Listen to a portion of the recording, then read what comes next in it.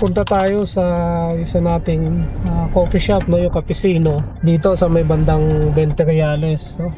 First thing in the morning, ang schedule natin ngayon, magkakandak tayo ng in-house training para sa ating mga key people sa ating kumpanya, and kasama din doon yung ilang rank and file na mayroong potential in terms of leadership.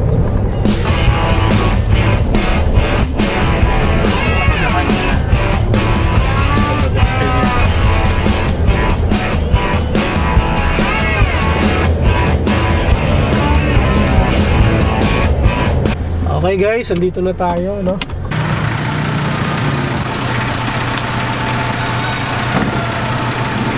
Hoy, ito na siya. Ito ka lang. Bumuksan mo? Ay, ito ka lang yung plate.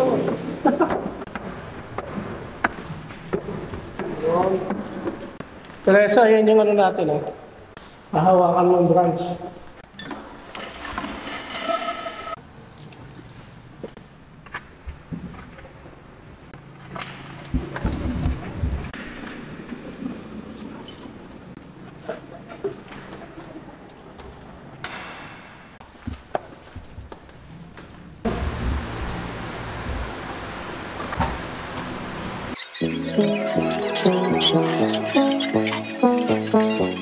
So, expect nyo, walong sunod-sunod na Sabado na meron tayo para makompleto natin yung buong course. Hindi naman ito palagi eh. Itong training talaga maki-effort tayo. No? Kasi nga, company sponsor naman itong activity na ito. So, sa iba, may bayad ang leadership training eh. So, ito dahil gusto natin maging well-equipped, no? Yung mga leaders natin dito, yung mga key people natin sa organization. Kung mapapansin yung mga key people nandito, and yung mga rank and file na mayroong mga potential in terms of leadership, isinama na natin kasi nga, ang plano talaga ng company natin, ng organization natin is yung expansion, no? Kung mapapansin nyo, so rapid ang expansion natin, no? Sunod-sunod, mayroon tayong mga dinuksong mga brand. And lahat ng brand natin is puro yan for franchising. No? Ibig sabihin, talagang very possible na talagang mag-expand tayo kasi ang direction natin is franchising. Ngayon, syempre, habang nag-expand tayo, kailangan natin ng mga tao, no, na magmamanage ng mga negosyo natin. No? Kaya at this early stage, nag-i-spot tayo ng mga individual, no, ng mga team members na mayroong leadership potential. Kasi nga, syempre, gusto natin yung mahawak ng mga branches natin, ng mga brand natin is talagang magagaling, no? At well-trained. Timer starts now.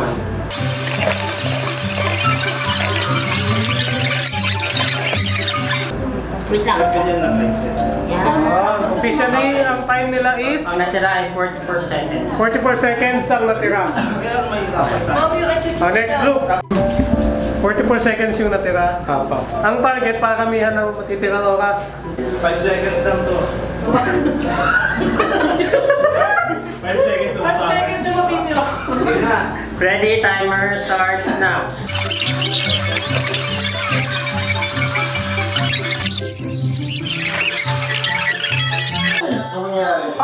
So 8 seconds. 8 seconds. Nice one. So officially, ang time left ng group 2 is 5 seconds.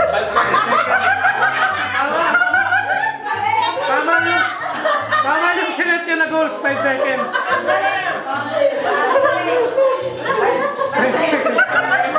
Okay, ready? Timer starts now.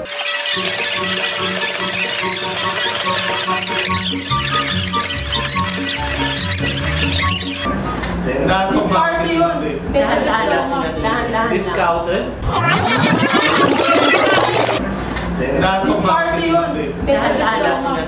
Discounted. What? So ano yung technique na ginawa nyo para kayo yung mas manguna doon sa activity natin? Sir, anong technique ang ginawa? Ano sir, nag-observe muna kami kung ano yung mga kailangan namin gawin. And then, kumuha rin kami ng idea doon sa mga nagkamali. So, hindi namin ginawa yun. Ayan, so, okay, And maganda then, yung inputs na yun. yun lang. So tama yung sinabi niya, no? Hindi diskarte yun, naging maganda yung ano na, nag-observe muna, no? Pag-aralan niyo muna na paano ba gagawin para ma-hit yung objective. Which is sa kanila, naging effective kasi nga, may mga nauna eh. Ano ba yung mga pagkakamali ng nauna? Sa tingin niyo? Second. Ano yung tingin mo na hindi nila ginawa niyo para maging yung hinig, ano? Gumamit ng discount kasi. Hindi, anong discount yung ginawa mo? Hinig. Hinig points. Ikaw ba yung nanginginig? Gusto yun? Tapos ang gusto nila, ayaw naman tayo, diba? Ayaw naman ang pinundan kasi. May naiiba.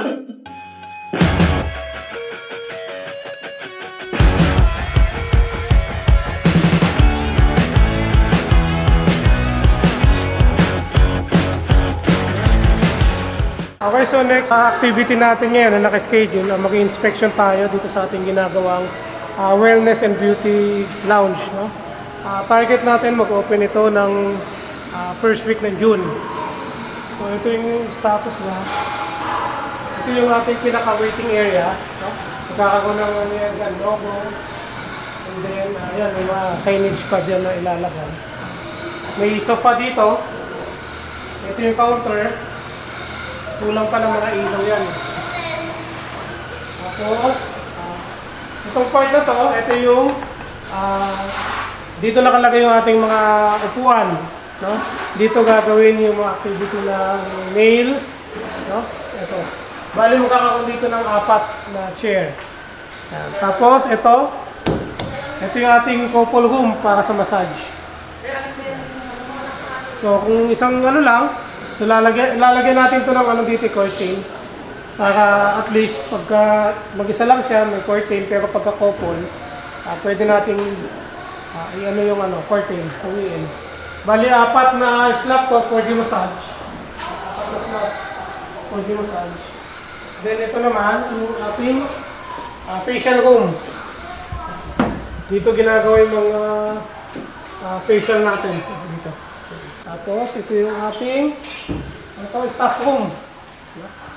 Staff, at saka yung sa stocks dito na rin.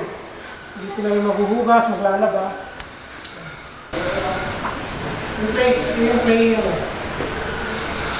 tour ko kayo dito sa ating ito bubuksan, it's either June or July din, mabubuksan. Hinihintay na lang natin yung dating ng materials from suppliers. Magagaling overseas eh. Ito yung ating up. Ito yung kabuuan nito. Ito yung gagawin nating let's play, no? Parang indoor playground.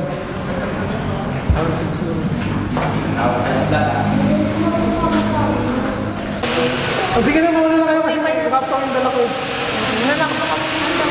Ingat. Say hi to ka na. Bye.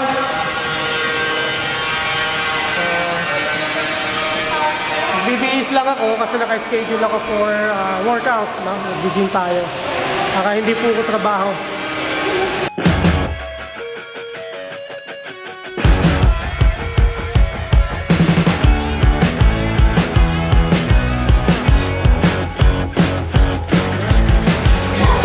Uy, solid.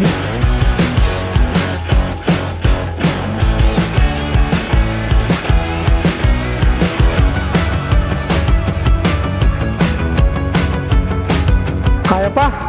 Kailangan eh. Mahigpit yung coach ko. Minsan ako nga nakikiusap ako, coach, tama na. Sabi niya, di pa tapos, gusto ko pa. Sabi niya. Pinakaayaw ko yung legs eh. Pinag-uusahan ako ni Coach pagdating sa legs. Kung gusto mo magkaroon ng magandang resulta, dapat tinatrabaho. Walang madaling bagay na ibibigay lang sa'yo. Diba? Kailangan pagtrabahuan mo. Kailangan samahan mo ng konting disiplina. Diba, Coach? At consistent dapat. Kasi kung mayroon kang gustong ma-achieve, ang mukha ako, gusto ko ma-achieve yung katawan ni Derek eh. Derek Ramsey. Kaya ba yun, Coach? Kaya? So, ang ginawa namin ni Sir today is upper body. Ang tinarget namin today, since yesterday, ginawa namin is legs. So, napuna ko lang kay Sir. Ang bilib lang ako kay Sir is, sinabi ko sa kanya na weak yung legs niya. Every time na training kami ng legs, talagang binibigay niya 100%. Hindi niya sinusukuhan yung every exercise. Lalo ngayon, nakita niyo naman sa upper body, hindi niya sinukuhan yung every exercise. Ginawa niya yung best niya. And kaya bilib na bilib ako kay Sir. So, ayun lang naman po.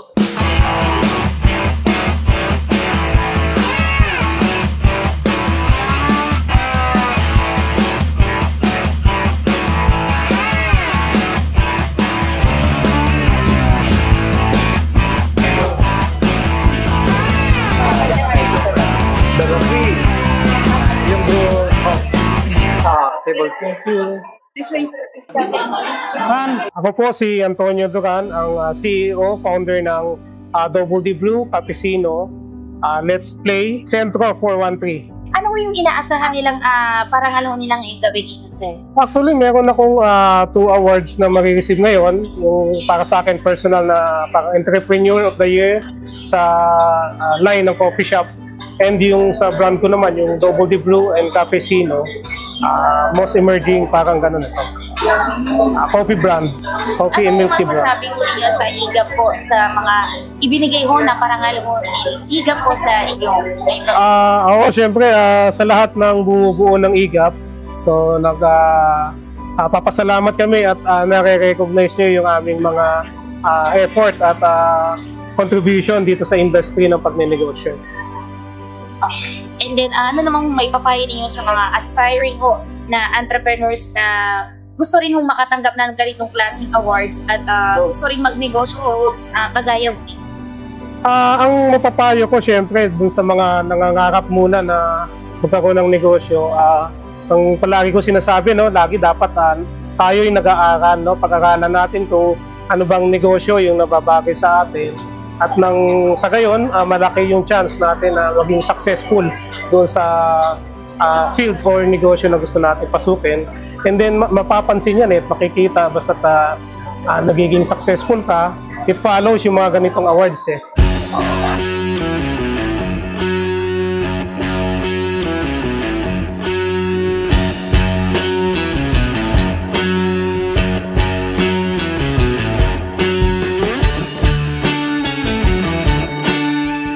International Golden Awards, Philippines 2024.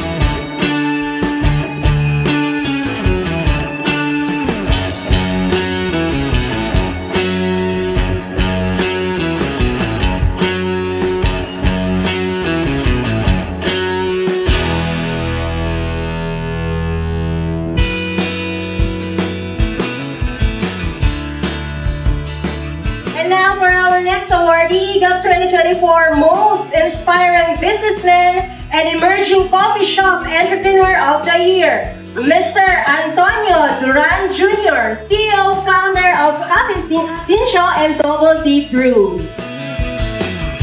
Let's give him a round of applause.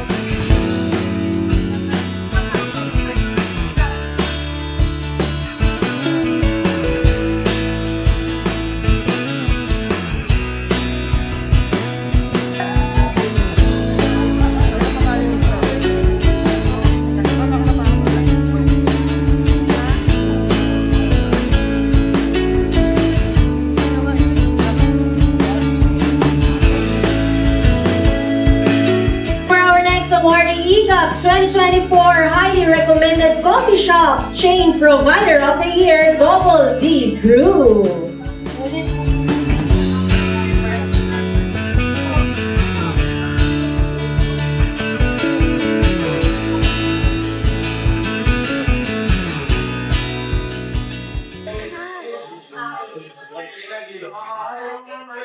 So, hello mga ka-Bisbody, no? So, ipakita ko sa inyo itong awards na na-receive natin, no? From International Golden Awards Philippines. Yeah. So, we received 2 awards, no? Yung isa, Undermining, no? Antonio Duran as the Most Inspiring Businessman and Emerging Coffee Shop Entrepreneur of the Year, no? Itong dalawa yan, no? May trophy, mayroong plaque. And yung second award naman natin na na-receive for the brand, no? For the Double the Brew and Cafecino. Yeah. So, highly recommended coffee shop chain provider of the year. So ayan, so this year na-recognize na naman ulit tayo, no? Dahil sa ating siguro napapansin nila yung ating passion, no? sa business, no? And nakikita nila yung success, yung growth ng ating brand, no? Alam mo kasi yung Double the Brew, isa siya sa pinakamabilis, no, na dumaming milk tea brand, no. Sa ngayon nationwide siya, and we just started last 2022, no. Technically wala pa tayong 2 years, pero ganun pa man, no. Meron na tayo ngayong 300 plus stores nationwide, no? Meron tayo sa Mindanao, Visayas, and Luzon. Para naman doon sa isang brand natin na Cafecino, so meron tayo ngayong 2 operating stores na, no. Yung first store natin binuksan last November 2023, and then yung second store natin nabuksan last February, no. So medyo mabilis din yung naging expansion ng coffee shop natin, no. Yung Cafecino, no. Kung yung Double the Brew is ito yung ating pangmasa, no, kasi ito yung pinakamura at pinakamasarap na buy one take one na milk tea, no, sa halagang 20 pesos. Meron ka ng premium solo milk tea and buy one take one na 38 pesos. Yeah. Yung Cafecino naman, ito yung parang mga Starbucks concept na coffee shop, no, premium. Alam mo, very busy, ano. Nagsimula tayo kaninang umaga, 6 AM pa lang gising na tayo para makapag-prepare dun sa ating naka-scheduled na training program, no? Training ng ating mga key people at saka yung may mga rank and file na may mga potential in terms of leadership, ano. Bali nag-conduct tayo ng training, no, para dun sa mga empleyado natin. Then afterwards, no, after ng meeting, konting monitoring, bumisita tayo doon sa under construction na Centro 413, yun yung wellness and beauty lounge natin, and chinek din natin, nakipag-usap tayo sa contractor regarding sa status ng construction, ano. And after noon, syempre, may schedule din kasi tayo kanina ng workout, no? Nag-workout tayo kanina para at least meron pa rin tayong time, no, para sa ating sarili, no? Hindi puro negosyo, kailangan medyo mabalance naman yung ating, hindi rin mapabayaan yung health. And then after noon, dito, dumiretso tayo dito sa Aberdeen Court para tanggapin yung awards na ito. So, sobrang busy, no? Kulang ang isang araw para sa isang, sa mga gawain, no, sa both sa negosyo, sa family, and yung sa personal, no, in terms of health. Kulang ang isang araw. Ano nararamdaman mo, sir, sa bumagap? Siyempre pagod, pero inspired ako at grateful kasi nga meron tayong naging productive yung buong araw natin, no. Wala yung pagod pagka nakita mo yung mga ganitong trophy tayo.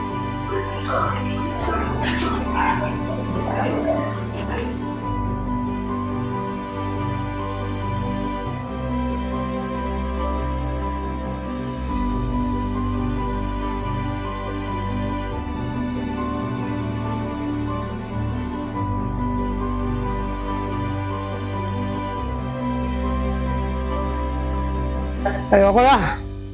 Kaya pa. Discounted? Yeah. Man, deal? Ay!